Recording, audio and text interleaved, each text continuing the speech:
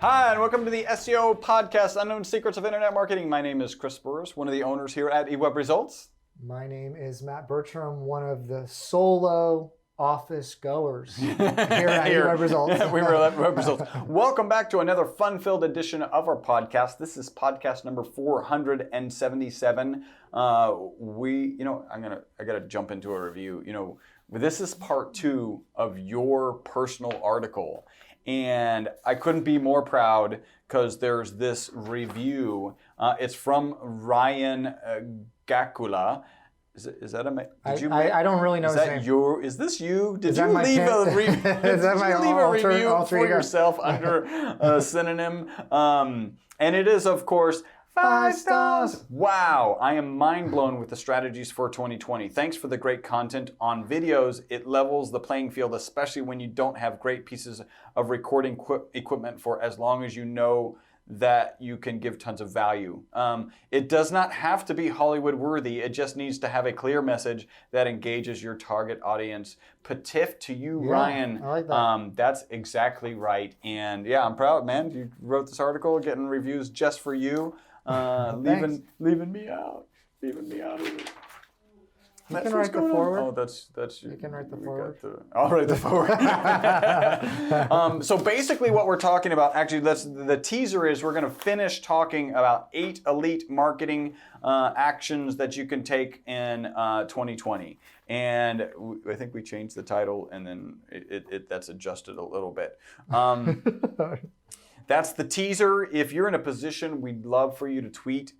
We'd love for you to share. Just connect with us. Connect with us. And one of the things we're going to start doing is have like a live question answer. Okay. Yeah. So we're going to get more consistent on our podcast. Yes. You went to a whole podcasting adventure. Yes. Not just adventure. It was totally an adventure. a podcasting conference, and so came back with a whole bunch of new ideas, which we'll be jumping all over as soon as we can. Right. We're already starting to work on bestSEOPodcast.com page or website. Yep. And kind of add some of those things that we learned. It was a great conference out in Orlando. It was the last conference before everything are getting shut down. Got a little bit crazy. So this is part 2. If you want part 1, so part 1 is going to be the first 4 elite digital marketing actions that you need to take in 2020. If you go to part 1, you need to go to our podcast number 476.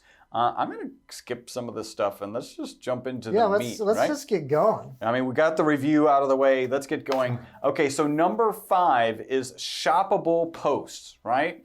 Talk about shoppable posts. Let's talk about shoppable posts. Someone is much more likely to convert if they can click on the item they like in the photo. So yes. I think you've got a particular platform in mind. Pinterest. I don't know if we talked about this the last I don't podcast think so. Or not, but we can talk about it again. Because I think it's super, super important. So I actually think Pinterest is going to be the platform that outperforms any other platform in the future because you're interwoven like what you like with what you're buying. Your kind of personal taste, So it's like, oh, I like this room, and you can like see what's in the room and then like click on and buy it. Yep. Like I'm even seeing like interior design commercials that are talking about you like throw your picture in there and you can like build the room and see what it's going to look like. Fantastic stuff. Yeah. I'm really excited about the future of shoppable posts. Amazon, right? Amazon Prime, like buying all those different kind of movies here. It will give you a little teaser. You can click on it. I mean, maybe it's not a shoppable post, but it kind of is. Yeah. Okay. Yep. I mean, even Instagram and Facebook are kind of getting into the game. Yeah. So I think that there's a lot of opportunity. I mean, at the end of the day, you just want to make it as easy as possible for your clients to convert. Yes. Yep. I like that. 100%. Number 6 is voice search. Wow, you had to throw voice search into your article so that we could. And look, you mentioned me right away in voice search. I do. I know how much you love it. It's my thing that I like to talk about the most. Yeah, let's hear what you. Let's hear. So voice search is obviously important because a lot of voice searches are happening. And is certainly very important brick and mortar restaurants, like without a doubt, you want to be able to place well. And at the end of the day, most voice searches end up with like one piece of information with no end goal and target. People typically don't voice search and say, hey, give me the best reviewed give me the best reviewed, I don't know, book about X. You don't voice search that typically. At least I don't. Maybe that's about to happen. What I think is also happening, not to talk just about the commercial component of it, but like Alexa skills, okay? Yeah. It's really about customizing your own personal assistant. Right. And utilizing home automation and just that kind of merger between digital or access to what you're currently doing in your daily life. Does that make sense? Yeah. That makes perfect sense. And we've debated enough about voice search on our podcast. Yeah. Listen to some past. Just know if you're not targeting this, if you're not thinking about this, at least there's a 66.4 million searches that are going to be happening. It's almost a quarter of the adult population has an Alexa. So yeah, you probably want to keep that in mind. Number 7, quicker page speeds. How many times have you actually clicked on a page and it's taken too long to load and you're like, yeah, I'm done? Yeah, I just don't do that anymore. Yeah. Like I if it doesn't load immediately, I'm gone. Yeah. Right? I think a lot of people are like that. Really, one of the things I want to mention is like PWAs. A lot of people have not talked about PWAs. They don't know what PWAs are. Progressive web apps. Basically, back in the day, there was a mobile version of your website, and there was the normal version, or desktop version of your website. Those merged into dynamic responsive websites, pages. Well, now take it to the next level. They're merging now apps, into the website. The website, so you have a app and a website merger, so you don't have to have both, right? Yeah. And one of the big advantages of apps that I saw was kind of push notifications, which you can do that with websites now too. Yep. So although with websites it's an opt-in, right? So you actually have to click the button, and I almost want to just always click those buttons. Yeah. I usually click no, and I don't know if I'm representative or not, but I'm certainly representative of a certain amount of the population. When you get them to download an app, the only option if they don't want to receive the push notifications is to uninstall the app. So if you're delivering value with the app and probably giving them a little bit of control over how many push notifications they see, is going to be better than you want to use it sparingly, right? Like if you're spamming anybody or you're not adding relevant content, people are going to get out of it anyways. Same thing like with the Facebook group or anything else. Like we're getting over inundated with content, right? Open rates of SMS messages are higher, but I'm starting to get spammed like crazy. SMS, robo dial calls, push notifications can fall into that category. It's kind of like you opt in for kind of an alert message that can get pushed out. I think that there's a real opportunity there, but that's really the only advantage I see with the apps from a marketing standpoint, right? From a community, from a lot of other things, it's debatable. But if you can do that, I think the PWA is the last kind of point I want to say that I think is cool, specifically for us. So we built bestSEOPodcast.com as a PWA. Right. You can click the button up in the little kind of navigation bar and download it. Okay, so you can watch it offline. Yeah. Now, everywhere has Wi-Fi now, but you could download and listen to episodes. If you're going to be driving through a remote area of the country and you're not going to have internet. I think it's cool, but what I can tell you is Google loves it, and without doing very much off-page SEO, it was already ranking quite well. Yeah. Right? I would say, I don't know if we've gotten into it. I'll let you kind of get into the article. There's a couple other things with site speed. Speeding up, That's so just important. here at eWeb, we use DigitalOcean or Google Cloud for those clients who are kind of really the clients who are spending top dollar and looking to extract the most value out of their marketing dollars. It's money well spent being on a fast server because speed is so important. Speed's so important. That affects your SEO. That's actually what we recommend to clients if they don't have big marketing budget. What's the one thing they can do to impact their results with the least amount of cost? Speeding up your website, right?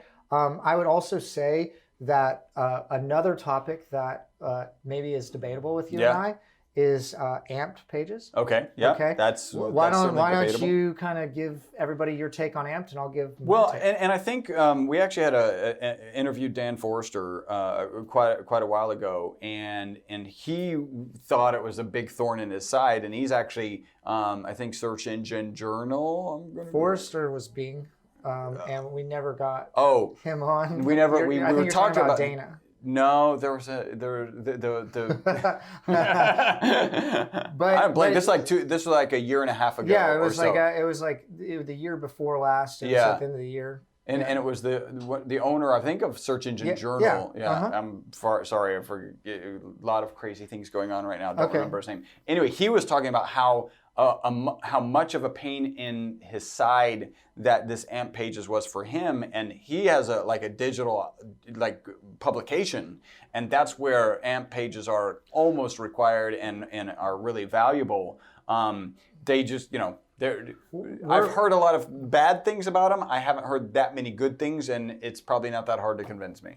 Well, they're not as hard to set up as you would think, right? And if you build into the site structure those AMP pages. Now, what an AMP page is just a reduced content page that loads faster. Yeah. Right? So it's got less media on it, maybe no pictures. Yeah, less stuff to load. Yeah. We've added these to most of the sites that we're building now, and Google loves it, right? So, you can fight the current, right? Okay, but if Google wants something, figure out how to do it. Yeah. With that, I will not argue. I mean, really, that's what we had to overcome is, okay, how do we do this, and how do we do it well, and how do we do it right? And we've worked on the website process, and that's running quite smoothly, and those are getting built into every new website we build now. And the only debate here really goes back to kind of the fundamental premise we talk about all the time. If you're providing a good experience to the Google user, then Google's going to like what you're doing. If AMP Pages with less images and probably no videos or whatever is the good experience for the Google user, Google is going to recognize that and reward you, right? That's the only thing that matters. So yeah, and I would say too, one of depending on where you are in your technical knowledge. Okay, right. So what I'm really seeing is there's this divergence, which I've talked about a little bit, of people commercializing their website, right? The faster servers, the amped pages. Are people continuously generating content? Right. Are you doing things to keep up with the times? Yeah. Because we're really seeing this divergence in search overall. Yep. Now, on the flip side, okay, if you're the technical, you don't have a webmaster, you don't have someone doing SEO, or who's building your website's not maybe building in AMP Pages because it takes a certain technical level of knowledge. I believe probably at some point, right, you got those Google websites that you can build in G&B that are not as nice, but those are basically like AMP Pages. Yeah. You can rank and capture about 30% of the search market just getting in that 3-pack, right? And so a lot of clients might not have a website and want to invest all this in it, and they just want to go after that 30% volume and be in that 3-pack. So there's strategies and ways to do that. I think that comes back to really going, okay, what is my digital strategy? How do I want to get to my end goal? And what's the best way to do that? And that's really one of the services we're offering so much more now is let's set up that digital strategy, not continuously doing stuff. We're building these kind of quarterly campaigns. Right. And so everybody knows what we're measuring, what we're doing, how to get there, and getting alignment with those strategies. And so, if SEO or content's not the way to go, how do you go after the What's maps, the right strategy? Right? Or do you just speed up the website? Or, hey, we need a big commercial website. There's going to be a lot of people researching. We got to do this right. Or maybe you have to podcast. And I will tell you actually, there's a lot of ways to get content out there.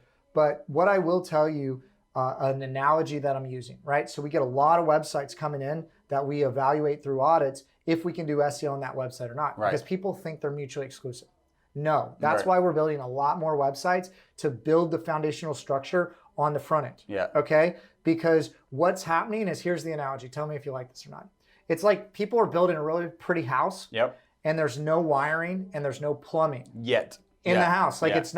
It's not fully built or hooked up on the back end. And it's to not talk to the Google search easy engine. to go and lay in the wires on a completed house. Yeah. I mean, it's basically remodeling. So some houses we can remodel, some we have to recommend to rebuild, right? And I've used some of those examples before, but that is honestly what I'm seeing. I think probably in the last 2 months, I've seen about 1 to 2 websites per month that actually the SEO on the back end was built properly. Like, I mean, so people are going, hey, it's SEO optimized. It's not. Right. Okay. It's usually not. It's usually not. And so that's one of the things that I want to do in, I guess, a webinar. I don't know. But a masterclass is lay out how you should be building this properly, because Google will take care of you if you're connected into the like search engine like energy or juice. Yeah. Because you it's like electricity. You plug it in and it'll kind of blow up. Maybe that's an analogy. Blow up in the rankings. I don't know. I like blow up in the rankings. Blow up in the rankings. Like, boom. No, just kidding. it's like kapow or. I'm kind of thinking like a bouncy house, really. Shakao. All right. Well, that was like a whole. Yeah, that was a whole piece. 8 elite digital marketing action steps that you can take in 2020. And the last one is video. You could make an argument that this is the most important one. Well, that's why I left it for last. Yeah. I mean, I really could do like multiple articles on just how important video is. Yeah. And one of the things is that actually the engagement and trust is higher with homemade style videos, which that review that we just read. It's about 3x. Tied in 3x. Yeah. Is what the data says. Because it feels like I think the understanding is if you see something that's well produced, then it's intentional and it's potentially less authentic, etc. And then when you're just doing something off the cuff, it's very hard to be unauthentic when you're just off the cuff. People want to know what's really going on. People want to see behind the curtain, right? I mean, like look at, for example, the Kardashians. Yeah, right. Like that's all about behind the curtain. That's just all about what's going on behind the curtains, and people are interested in that. And so, video connects you, right? It's like one to many. It lets people know who you are. It kind of goes back to the know, like, and trust. We've really started to build out our videography business based upon CRO or conversion rate optimization, as well as SEO. Like we're seeing that dynamic medium help with that, and it helps tell the story better, right? And so we've just incorporated it into our services, and with really outstanding success. Honestly, like I think that video and even podcasting and long form content is becoming more and more relevant in today's world. Yeah. So very important. All right, so that's digital marketing trends. I'm going to leave it. You probably have some summary here. What would be your summary of the 8 elite digital marketing action steps you should be taking? Well, I know we're not supposed to talk about what's going on right now. Okay. Yeah. I mean, I don't want to focus on that. We'll do, we'll talk more about that. But I look through these steps, right? These are trends that are happening, right? Stories, storytelling, well known, not chasing likes, which, basically, we were talking about Instagram, and like they never really got rid of the likes, the hearts, or whatever. But I think that you're trying to connect with your audience, so you don't want to post that. Chatbots still relevant, shoppable posts, voice search, quicker page speed videos. There's nothing about these trends that have changed. Yeah. Okay. And really overall, if we're talking about businesses, right. You need to create an experience where it's virtual, right? If you have a brick and mortar store, you need to get online. Yeah. If you're online and you don't have a full customer journey kind of walkthrough, which we can talk about, you should do that. Yeah. Right. How are you doing delivery? Can you do delivery? Can you ship to them? There's all kinds of things that you need to consider in today's world, but people are going online more and more. Yep. The screen time is going up and up. Yep. And so you really need to look at not just the trends that you can ride up, but overall digital, which everybody listening to this podcast knows, is the future. Yeah. Right. And I like the statement, like when somebody finally picks up the phone, let's say that your sales process involves a phone call. When somebody finally picks up a phone call, I think most business people out there think, okay, great, this is the start of my sales process, so I can hone it here. And what they miss is...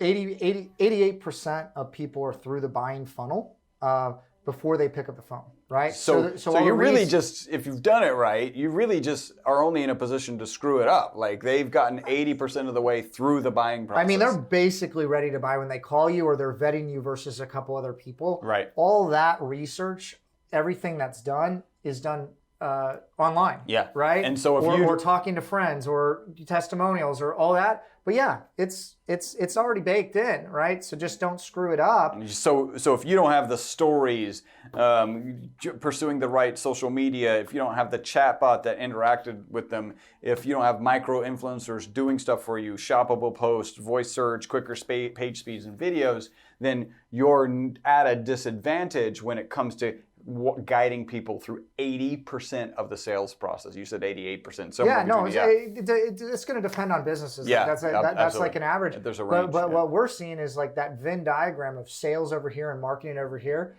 Marketing can take more and more of that process, and you can put people mainly through the entire sales process online. And that's, honestly what you want to go after is like a process where it's automated, right? Or you can really slim down maybe your salespeople, and this generates lead gen for you, or everything's changing, right? Automated Salesforce. Automate, delegate, eliminate. Yep. I think that's it. That's the phrase. Yeah. All right, so let's wrap up this podcast. If you like this podcast, please tell. And by the way, we've only got one review on that article. You can find it on our website. So go check that out and leave a review if you could. It's on my LinkedIn. We're waiting for the new website, and we're going to put it on launch that. it on there. Okay. And really, how you should do, just so you know, for like Agile or Medium or even LinkedIn, what you should be doing is publishing the long form article on your website and then writing summary versions to push on there and then link it back. That's actually the correct structure, I believe, to set it up. Yep.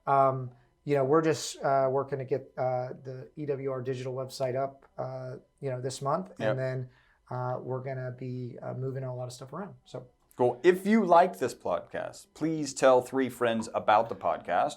If you want to grow your business with the largest, simplest marketing tool on the planet, the internet, call eWeb Results for increased revenue in your business, 713-592-6724. If you have a referral, that's somebody who's interested in some aspect of internet marketing service, send them our direction. We're working with a lot of referral partners, and we've got a lot of referral situations where we're ending up compensating the people who sent the referral to us, and we've got lots of ways. It could be a charity, it could be direct to you, it could be free services. Yeah, it could be free services. I just had a meeting this morning about that. Yeah. So, yeah. You can get transcripts, video, and audio of this podcast. And we do, bestSEOPodcast.com, we do have all the transcripts. Okay.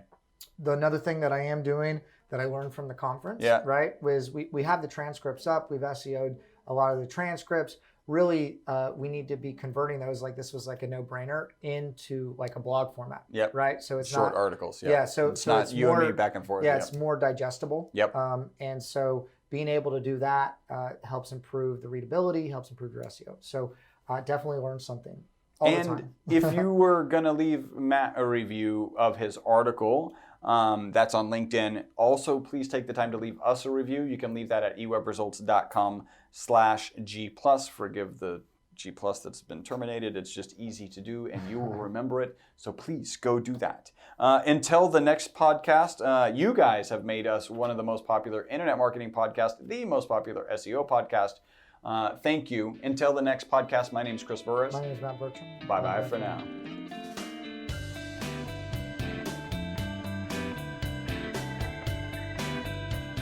The answer is just like on cue banter. And go. We really need more buttons. Yes. We need like the whole button kit, right? Yes. I'll try not to lean back. Does it look okay? Well, just lock it. It's on the other side. And you push the lever down. Lean it forward, the other side. It's my side, the side closest to me. And there's a little lever, and you push it down. Yes, there's a lever, right. 2 hours later. And then there's the paddle. Okay, fine. That was painful to watch you cross your legs. It's like, I'm ooh.